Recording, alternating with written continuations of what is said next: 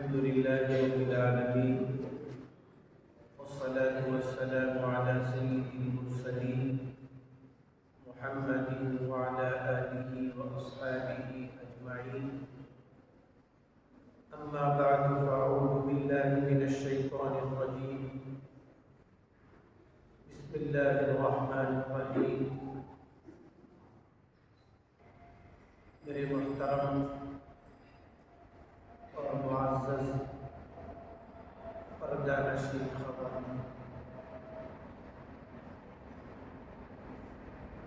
اللہ تبارک و تعالیٰ کا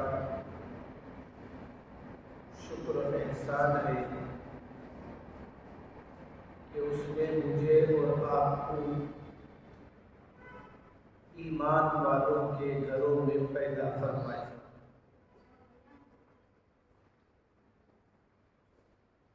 اللہ کو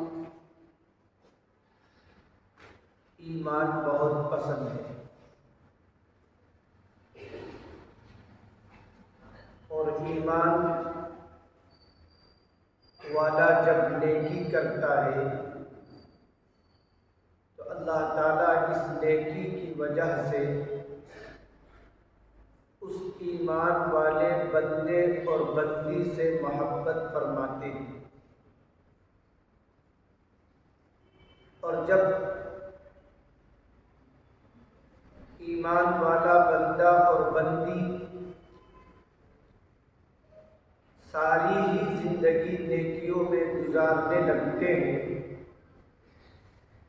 تو اللہ پاک ان بندوں کی محبت لوگوں کے دلوں میں بھی پیدا فرما دیتے ہیں.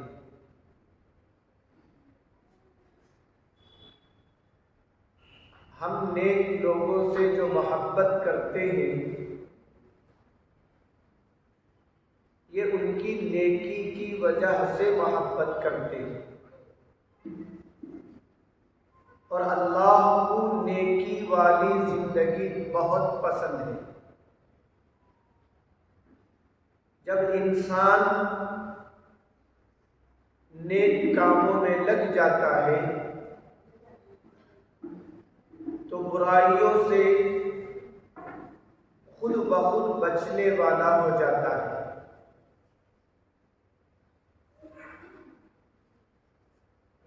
ہم خود نیکی کریں اور گھر والوں کو نیک بنانے کی کوشش کریں. اس لیے کہ جب گھر میں نیکی کا ماحول پیدا ہو جاتا ہے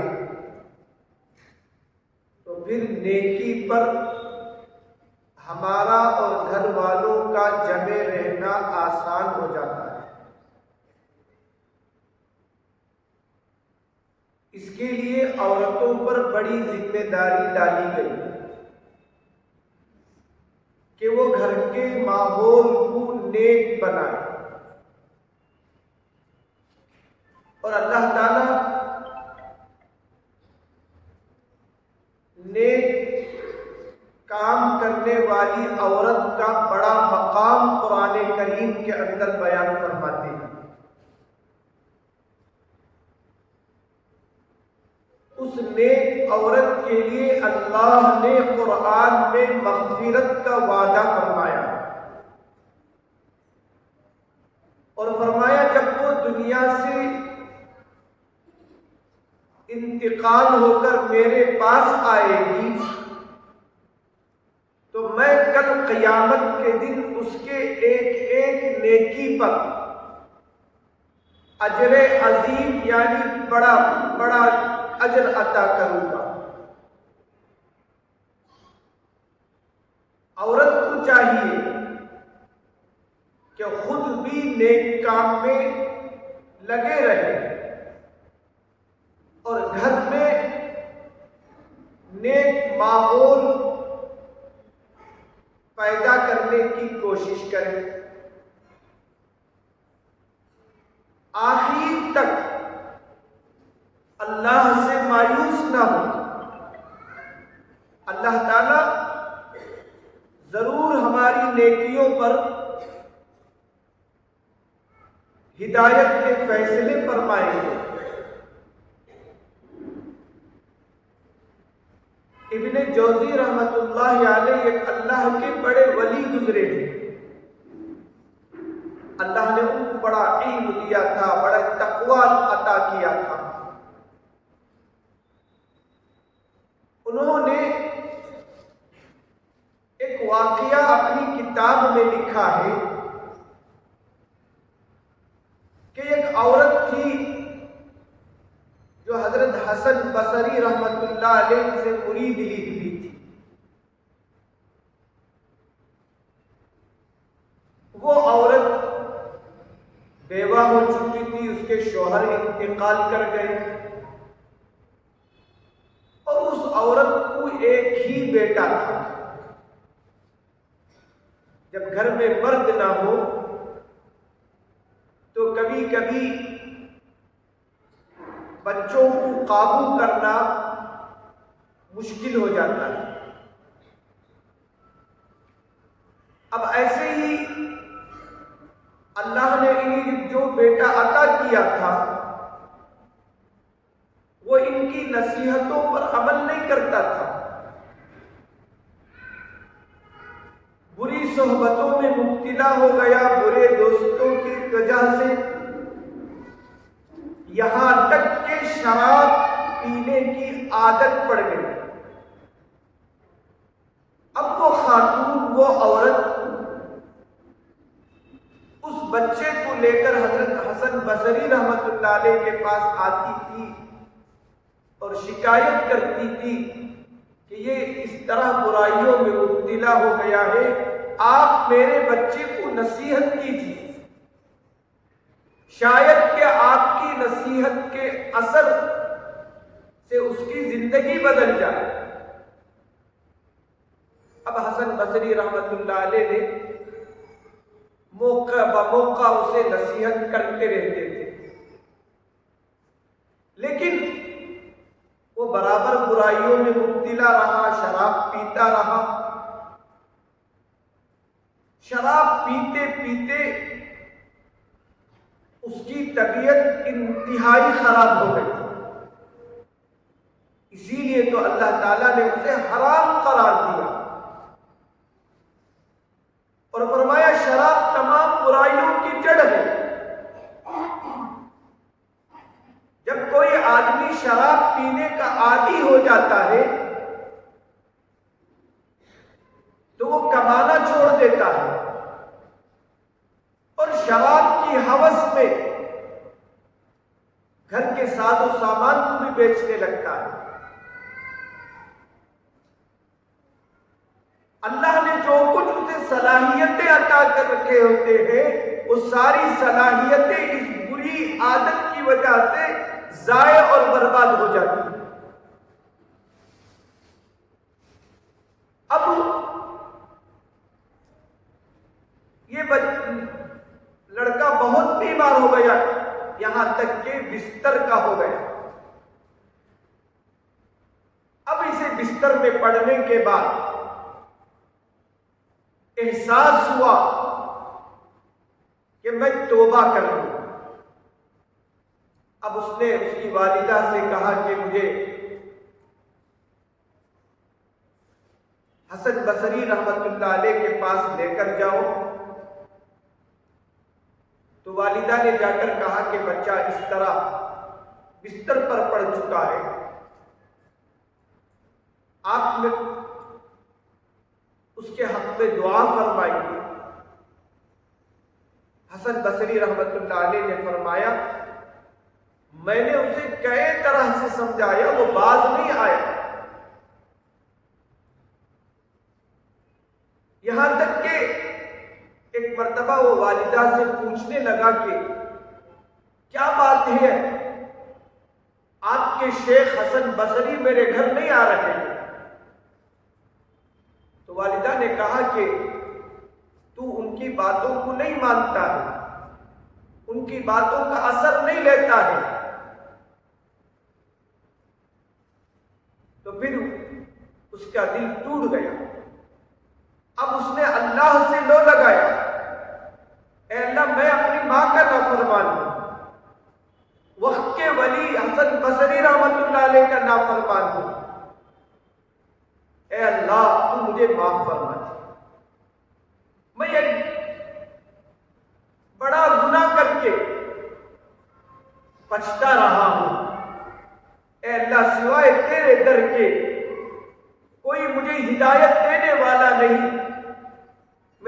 گناہوں کو معاف کرنے والا نہیں. بڑے درد کے ساتھ، تڑپ کے ساتھ، دکھے دل سے اس نے اللہ سے لو لگایا، یہاں تک کہ اس کا انتقال بھی ہو گیا. اب اس لڑکے کی ماں حسن بصری رحمت اللہ علیہ کے پاس آئی کہی کہ میرے بچے کا انتقال ہو گیا. ماں ہوتی ہے، بچے سے برا بھی ہو، گنہگار بھی ہو، تب بھی ماں اپنے بچے سے محبت کرتی ہے. اسی لیے اللہ نے اپنی محبت کو سمجھانے کے لیے دنیا میں کسی رشتے کا نام لیا تو وہ ماں کا نام لیا. اب ماں بے قرار ہے، حسن بصری رحمت اللہ علیہ کے پاس آ کر درخواست کرتی ہے آپ کم از کم میرے بچے کا نماز جنازہ تو پڑھا دے. تو حسن بصری رحمت اللہ علیہ نے کہا کہ میں اس شرابی کا نماز جنازہ پڑھاؤں؟ میں نہیں پڑھا. حسن بصری رحمت اللہ علیہ رات کو سوئے، پھر صبح اس کی نماز جنازہ میں شریک ہو گئے.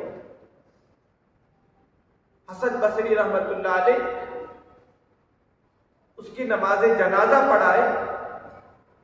پڑھانے کے بعد اس کی ماں کے پاس تعزیت ادا کرنے کے لیے آئے تو اس عورت نے پوچھا کہ حضرت تم نے رات آنے سے منع کر دیا اور صبح آ کر تم نے نماز جنازہ پڑھائی اور میرے پاس تعزیت کے لیے اب تشریف لائے ہو. تو حسن بصری رحمت اللہ علیہ فرمانے لگے بات یہ ہے میں نے تمہیں تو انکار کر دیا تھا نماز جنازہ پڑھانے سے، لیکن رات کو نبی کریم صلی اللہ علیہ وسلم میرے خواب میں آئے اور کہا کہ اس بندے کی نماز جنازہ تم پڑھاؤ، اس لیے کہ اس نے موت سے پہلے ایسی سچی اور پکی توبہ کی کہ اللہ کو اس کے توبہ بہت پسند آئی اور اللہ نے اس کی توبہ کو قبول کر لیا.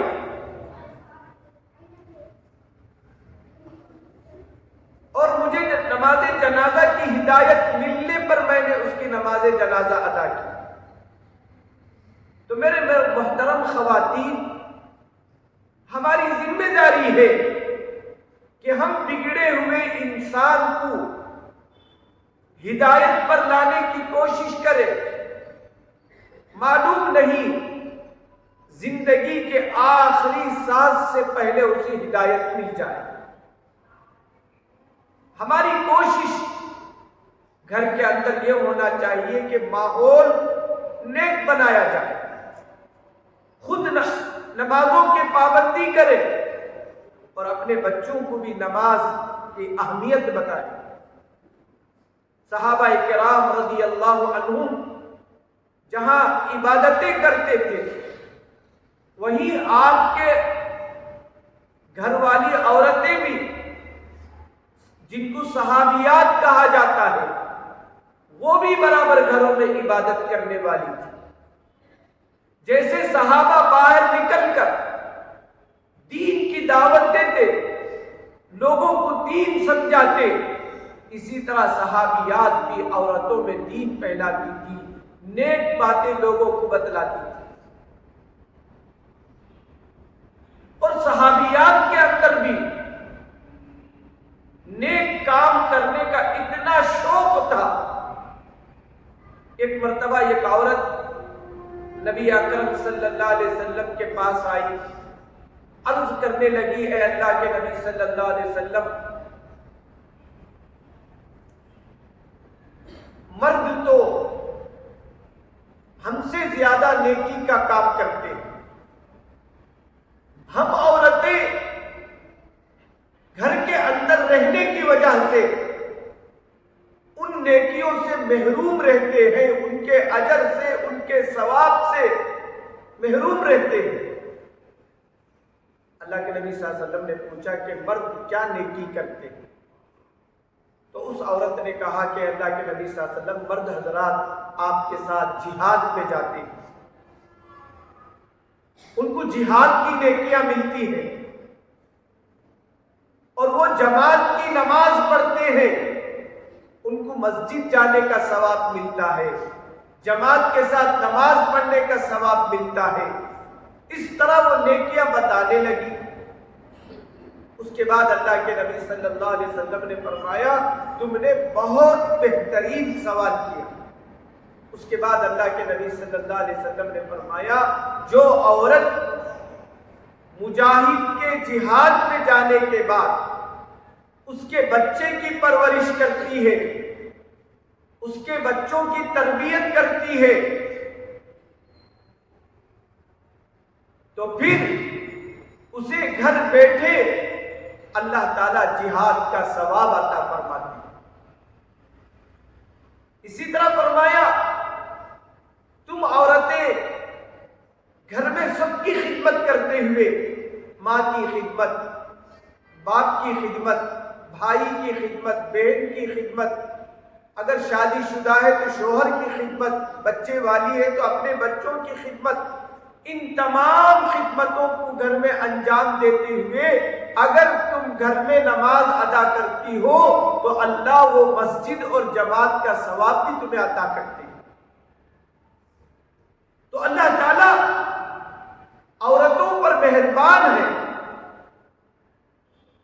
بعض وہ نیکیاں جو عورتیں باہر نکل کر نہیں کرتی، وہ مشقت اور تکلیفیں نہیں اٹھاتی، لیکن اللہ پاک ان کے گھر کے کاموں کی وجہ سے وہ اجر و ثواب انہیں عطا فرما دیتے ہیں۔ اللہ تعالیٰ نے قرآن میں عورتوں کی سفارش کی ہے، مردوں سے فرمایا وَعَاشِرُوهُنَّ بِالْمَعْرُوفِ، تم ان عورتوں کے ساتھ زندگی کرو اچھے طریقے سے۔ یہاں اللہ علماء فرماتے ہیں عورتوں کی سفارش کر رہا ہے اور مردوں کو نصیحت کر رہا ہے کہ تم عورتوں کے ساتھ اچھے اخلاق سے پیش آؤ، ان کو کسی طرح کی کوئی تکلیف نہ دو۔ ایک مرتبہ حضرت انجشہ رضی اللہ عنہ نے اپنی بیوی کو مار دیا۔ اللہ کے نبی صلی اللہ علیہ وسلم کو معلوم ہوا کہ انجشہ رضی اللہ عنہ نے اپنی بیوی کو مار دیا، تو آپ صلی اللہ علیہ وسلم نے حضرت انجشہ کو بلایا اور نصیحت فرمائی اور کہا کہ انجشہ کانچ کے شیشے کو توڑ دینا کیا کمال ہے؟ یعنی عورت کو اللہ کے نبی صلی اللہ علیہ وسلم نے کانچ کا شیشہ فرمایا اس کو توڑ دینا کیا کمال کی بات ہے؟ اگر تم بہادری بتانا چاہتے تو تم سے طاقتور آدمی کو مارتے، پھر تم اپنے مار کا بدلہ دیکھتے۔ تو اللہ کے نبی صلی اللہ علیہ وسلم نے عورتوں پر بہت ہمدردی کا اظہار فرمایا۔ اللہ کے نبی صلی اللہ علیہ وسلم نے شوہروں کو تاکید فرمائی جو تم کھاتے ہو وہ اپنے بیوی کو کھلایا کرو۔ مطلب یہ کہ ان کے کھانے کا، پینے کا، ہر طرح کا تم خیال کیا کرو۔ اللہ کے نبی صلی اللہ علیہ وسلم نے ایک جگہ فرمایا تم میں سب سے بہتر آدمی بھی ہوئے جو گھر میں اپنے بیوی بچوں کے ساتھ، ماں باپ کے ساتھ، بھائی بہنوں کے ساتھ اچھا سلوک کرے، وہ تم میں اللہ کے نزدیک بہتر آدمی ہے۔ آپ نے یہ نہیں فرمایا کہ لمبی لمبی نمازیں پڑھنے والا اللہ کے نزدیک بہتر ہے، لمبی لمبی ذکر کرنے والا اللہ کے پاس بہتر ہے، لمبی لمبی قراتیں پڑھنے والا اللہ کے نزدیک بہتر ہے، یہ نہیں فرمایا۔ فرمایا جو تمہارے گھر والوں کے ساتھ اچھا سلوک کرے وہ آدمی اللہ کے نزدیک بہتر ہے۔ پھر آگے اللہ کے نبی صلی اللہ علیہ وسلم نے امت کے مردوں کو سمجھانے کے لیے فرمایا میں اپنے گھر والوں میں بہتر ہوں، یعنی ان کا حق ادا کرتا ہوں، ان کے ساتھ اچھے طریقے سے پیش آتا ہوں، ان کے ساتھ سخت زبانی سے بات نہیں کرتا۔ اللہ کے نبی صلی اللہ علیہ وسلم نے ہر موقع پر عورتوں کے ساتھ اچھے سلوک کرنے کا حکم دیا۔ عورتوں سے فرمایا کہ تم اپنی زبان کی حفاظت کیا کرو، کیونکہ اکثر عورتیں اپنی زبان کی وجہ سے جہنم کو چلی جاتی ہیں۔ بلکہ ایک حدیث میں اللہ کے نبی صلی اللہ علیہ وسلم نے فرمایا جہنم میں لوگ زبان کی گناہوں کی وجہ سے اونتے منہ ڈال دیے جائیں گے۔ تو ہم جتنے بھی عبادت کریں، جتنے بھی نیکی کریں، اگر ہماری زبان قابو میں نہ ہو تو پھر اللہ کے نبی صلی اللہ علیہ وسلم فرماتی وہ عورت دوزخی ہے، جہنم کی مستحق ہے۔ آج ہمارا مزاج کیا ہے؟ الحمدللہ ہم دین پر چلتے ہیں، نمازوں کا اہتمام کرتے ہیں، دینی مجالس میں آتے ہیں، قرآن پڑھتے ہیں، سب کچھ کرتے ہیں، لیکن زبان کو قابو میں نہیں رکھتے۔ جہاں دو چار عورتیں جمع ہو گئی وہاں غیبت شروع کر دی۔ ساری نیکیاں جس کی غیبت کی جاتی ہے اسے قیامت کے دن دے دی جائے گی۔ اسی لیے ایک اللہ والے فرماتے ہیں نیکی کرنا آسان ہے لیکن نیکی کی حفاظت مشکل ہے۔ ہم نے کسی کی برائی کر دی، کسی کی غیبت کر دی، کسی کو گالی دے دیا، کسی کو تانا دے دیا، قیامت کے دن اللہ پاک ہماری نیکیوں کو اٹھا کر اسے دے دے گی۔ ایک موقع پر اللہ کے نبی صلی اللہ علیہ وسلم نے صحابہ سے پوچھا اتدرون ما الغیبہ، تم جانتے ہو غیبت کیا ہے، یعنی کتنا بڑا گناہ ہے؟ صحابہ نے کہا اللہ و رسولہ عالم، اللہ اس کے رسول ہی بہتر جانتے ہیں غیبت کتنا بڑا گناہ ہے۔ پھر آپ صلی اللہ علیہ وسلم نے فرمایا غیبت اسے کہتے ہیں کہ کسی کے پیچھے اس کی برائی کی جائے اور وہ برائی سن کر اسے تکلیف ہو، فرمایا یہ غیبت ہے۔ ہم نہیں چاہتے کوئی ہمارے بارے میں برا کہہ دے تو ہمیں برداشت نہیں ہوتا، ہم قابو میں نہیں رہتے، ہماری زبان بے قابو ہو جاتی ہے، ہم دوسروں کی غیبت کیسے کر سکتے؟ اور فرمایا ایک صحابی رضی اللہ عنہ نے اے اللہ کے نبی صلی اللہ علیہ وسلم جس کی غیبت کی جاتی ہے اگر اس کے اندر وہ برائی ہو تو آپ صلی اللہ علیہ وسلم نے فرمایا اس برائی کی وجہ سے ہی وہ غیبت ہوتی ہے، اگر وہ برائی اس کے اندر نہ ہو، تم نے اپنی طرف سے برائی اس پر لگا دیا تو تم نے بہتان پالا جو غیبت سے بہت بڑا گناہ ہے۔ بہتان پر شریعت میں کوڑے مارنے کی سزا ہے، کسی پر بہتان لگانا بہت اتنا بڑا گناہ ہے، اللہ کہتا ہے کہ اسے کوڑے لگا۔ اور ہم بعض اوقات ایسا ہوتا ہے زبان ہماری ایسی چل جاتی ہے کہ بہت سے لوگوں کے دلوں کو ٹکڑے ٹکڑے کر دیتی ہے، ان کے سینوں کو جلا دیتی ہے۔ اللہ کے نبی صلی اللہ علیہ وسلم نے یہی فرمایا کہ زبان کی وجہ سے جہنم میں اونتے منہ ڈالے جائیں گے۔ کیا مطلب؟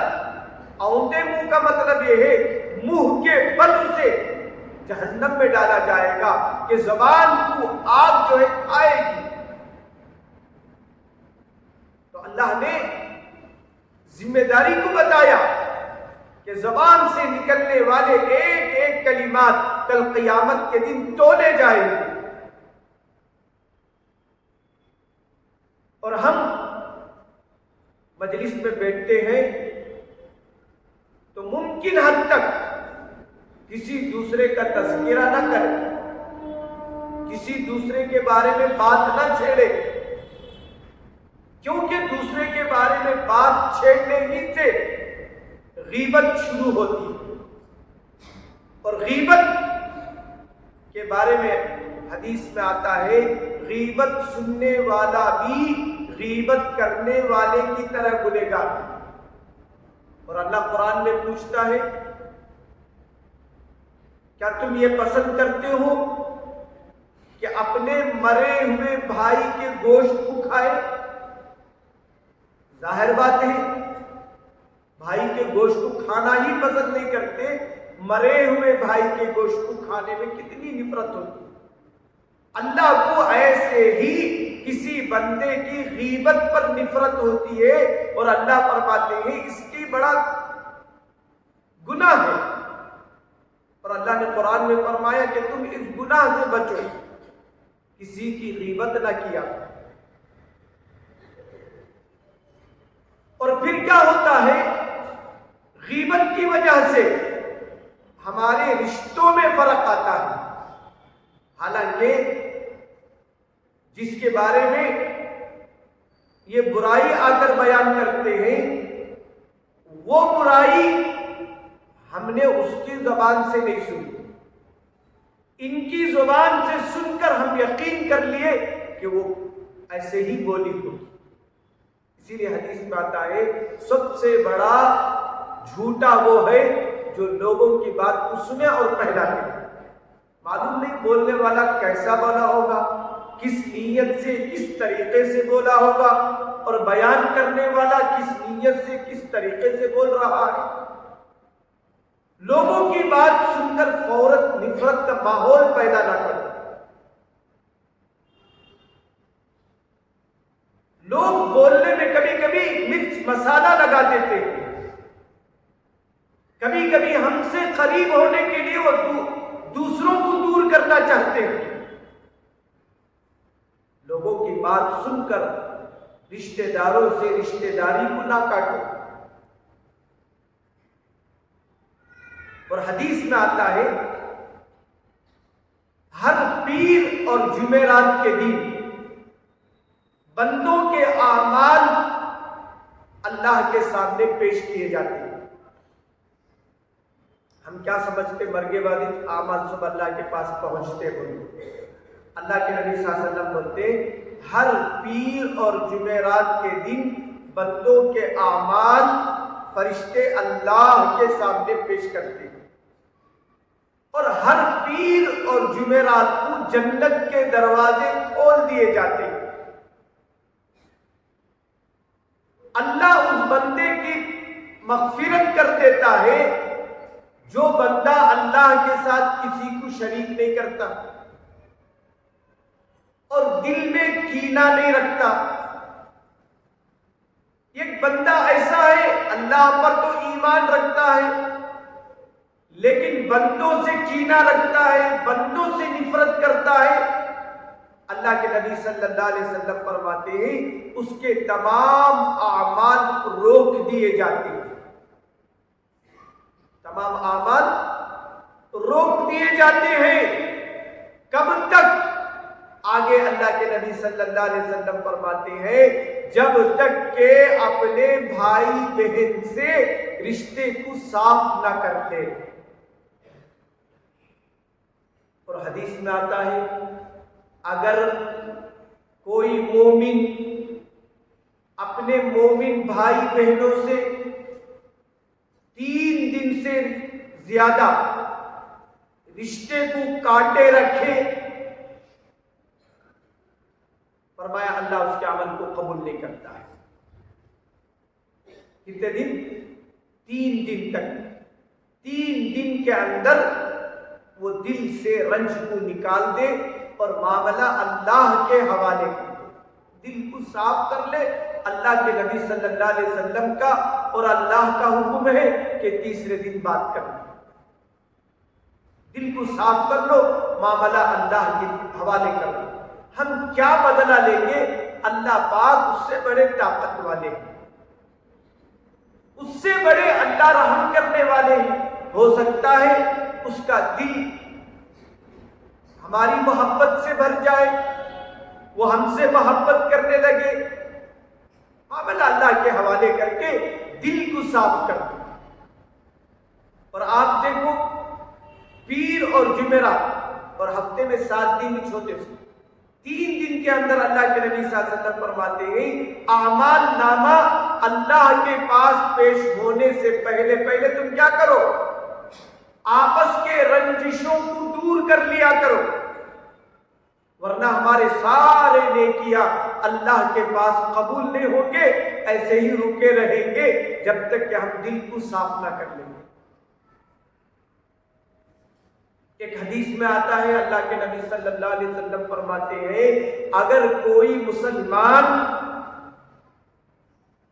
اپنے رشتہ دار سے، اپنے بھائی سے 1 سال بات نہ کرے، کتنے سال؟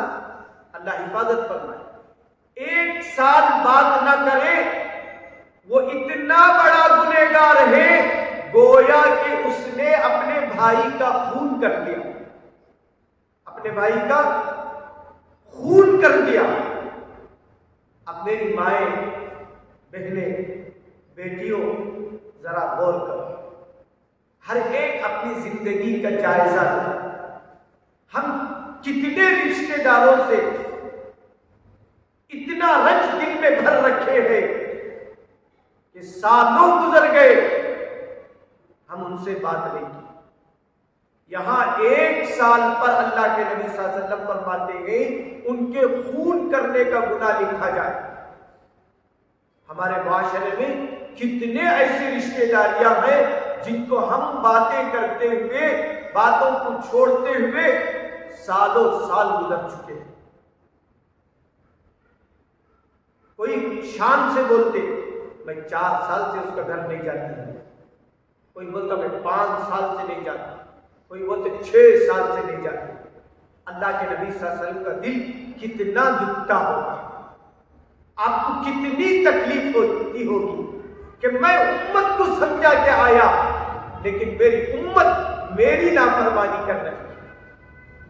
میری ماں اور بہنوں، آج عہد کر لو، جن سے ہم نے برسوں سے رشتہ توڑا ہے، آج کی رات ہم ان سے بات کر لیں گے، دل کو صاف کر لیں گے، ان کو معاف کر دیں گے۔ دل صاف کر لو، یہ زندگی مختصر زندگی ہے۔